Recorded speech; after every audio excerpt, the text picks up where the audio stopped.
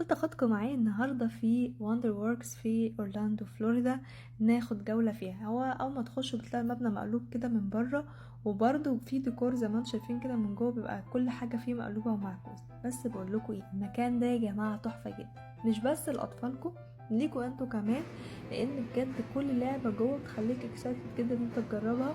وهتلاقي ناس كبيره كمان في السن وبتلعب يمكن اكتر كمان من الاطفال. من اول لحظه، من اول دخولك المكان وانت تبقى عايز تستكشف كل لعبة جوه. في حاجات بيبقى فيها افكار، زي مثلا المكان ده انا مفهمتش ايه الفكرة لحد دلوقتي، بس هو اكيد في فكرة في اللعبة دي. في كمان لوح جوه حلوة قوي، واللعبة دي يا جماعة كانت تحفة جدا، انبسطنا فيها قوي.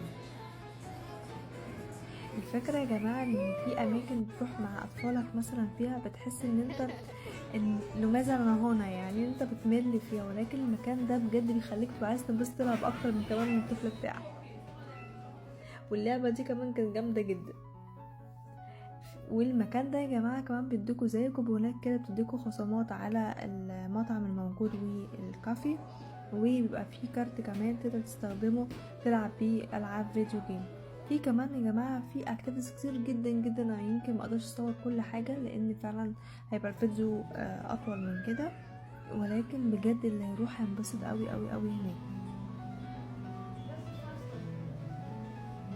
هنا كان في برضه لوح تقدر ترسم عليها، وزي ما انتم شايفين اللعبة دي كانت فظيعة جدا برضو، عجبتني قوي. زي ما انتم شايفين كده البيانو ده كان تحفة جدا.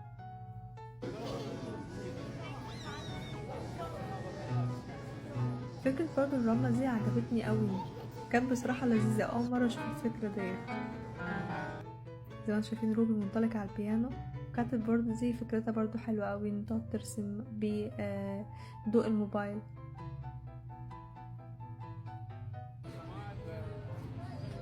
الفكرة هي مش مجرد ألعاب عادية، بتلاقي في حاجات فيها أفكار كتير، طول ما انت ماشي بتلاقي حاجة جديدة تشدك، مش مكان ممل. بس كده، واستنوني بقى في فلوجات جديدة حلوين.